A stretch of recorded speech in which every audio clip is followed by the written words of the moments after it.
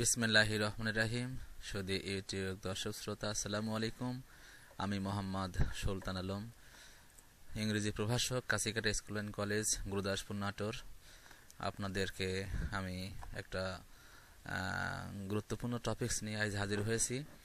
আমি যেহেতু ইংরেজির প্রভাষক, আমি আপনাদেরকে ইংলিশের বিষয় নিয়ে আপনারা দেখতে পাচ্ছেন খুবই গুরুত্বপূর্ণ একটা টপিকস নিয়ে হাজির হয়েছি। দেখতে পাচ্ছেন যে এখানে স্ক্রিনের পর্দাতে ভিডিওর প্রথমে ক্যাপিটাল লেটারের ব্যবহার লিখেছি আমি। তো হ্যাঁ, দর্শক শ্রোতা ঠিকই ধরেছেন যে ক্যাপিটাল লেটারের ব্যবহার নিয়ে আমি আজকে আলোচনা করব।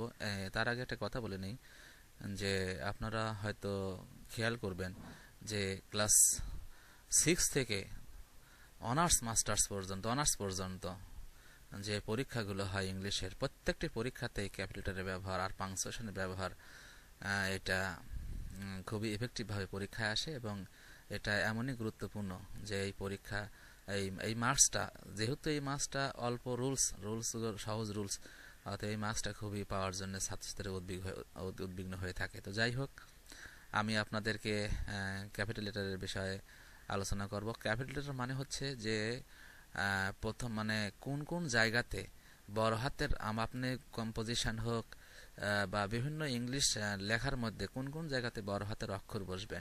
তো দর্শক শ্রোতা, অডিয়েন্স, এটা আপনারা খেয়াল করবেন।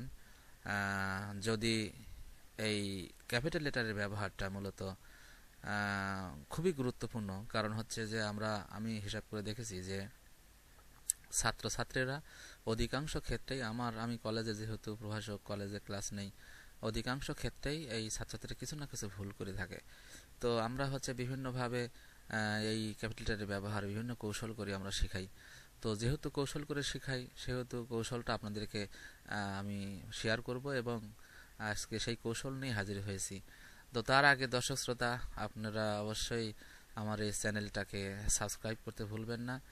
আর আপনারা বিভিন্নভাবে আমাকে কমেন্ট করবেন বা আমার ওই বিষয়টা খেয়াল করবেন, যাতে আমাকে কমেন্ট করবেন যাতে আমি এর পরবর্তীতে কোন ভিডিওটা নিয়ে আসলে ভালো হবে। আমার যদি ভিডিও ভালো লাগে অবশ্যই কমেন্ট, লাইক বা শেয়ার করতে ভুলবেন না। তো যাই হোক, শুরু করা যাক।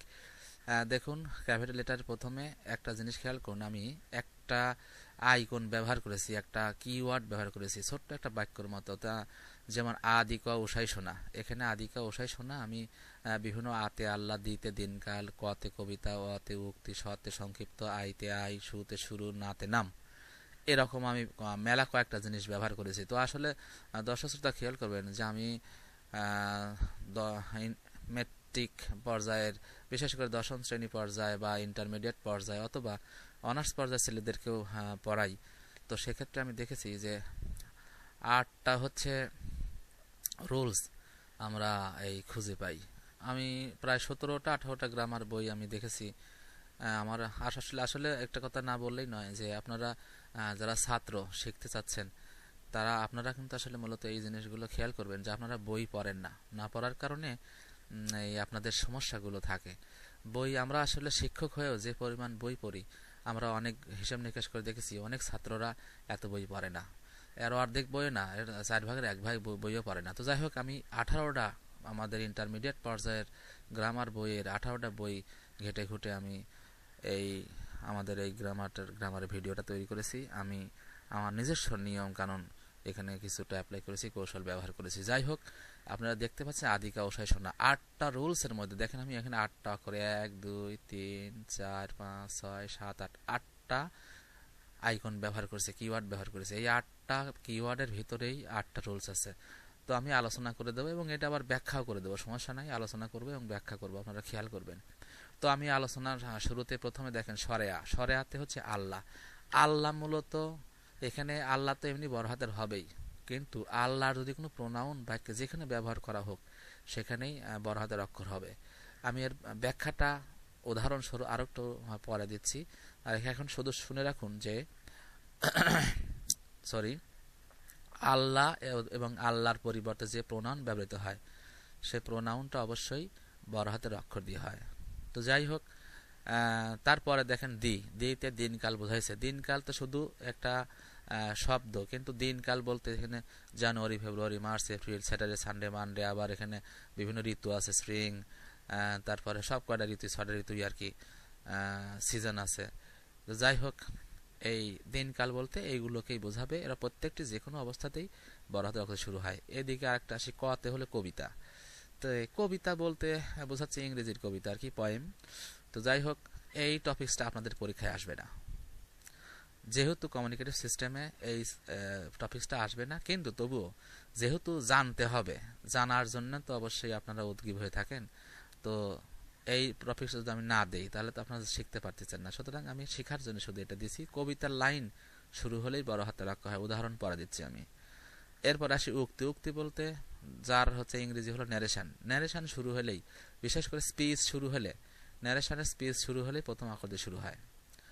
আমি পরে আরো একটু ব্যাপকভাবে বোঝাবো, উদাহরণ তো অবশ্যই দেব আমি। এরপরে আসি হচ্ছে সতে সংক্ষিপ্ত। সংক্ষিপ্ত বলতে বোঝাচ্ছি যে অ্যাব্রিভিয়েশন শব্দগুলো, SSC, UK, United state of America, বিশেষ করে ইউএসএ, বিএএমএ, এইগুলো সব প্রত্যেকটি অক্ষরই বড় হাতের হয়। এরপরে আসি আই। আই বলতে এখানে আই মানে আমি। আই বলতে ইংলিশের আই। আইটা যদি একাকী ব্যবহৃত হয় তাহলে অবশ্যই এইটা বড় হাতের অক্ষর দিয়ে শুরু হবে। তো শুতে হচ্ছে শুরু। শুতে হচ্ছে শুরু। এখানে শুরু বলতে বোঝাচ্ছে আরম্ভ আর কি। যদি কোনো বাক্য লেখা শুরু করা হয়, এখন সেটা যে কোনো ক্ষেত্রে হতে পারে।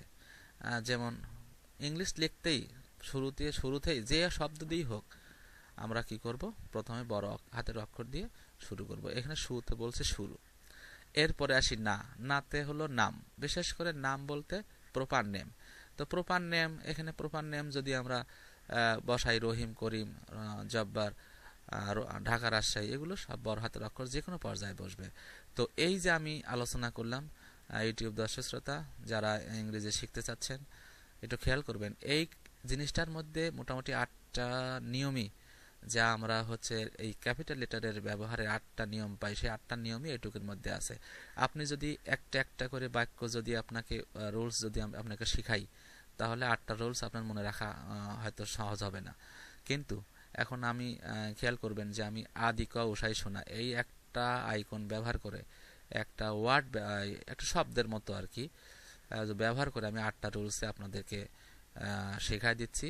তবে মনে থাকবে কেমনে? হ্যাঁ, মনে থাকার জন্য আমি পরে ব্যাখ্যা দিচ্ছি, কিন্তু ওই ব্যাখ্যাটা পড়ার পরে এইটা একটু কয়েকবার, 10 বার পড়লেই আপনার মুখস্থ হয়ে যাবে, এবং আপনি তখন ইচ্ছা করলেই পারে যে কোনো মুহূর্তে আপনি ওইটা ব্যাখ্যা দিতে পারবেন।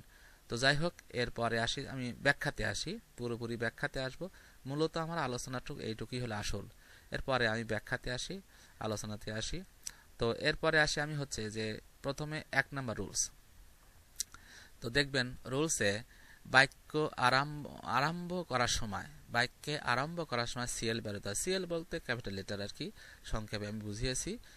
আমি তো আপনাদেরকে আগে বললাম যে কিছু কিছু রুলসগুলো আমি আমার মতো করে আপনাদেরকে বোঝাচ্ছি।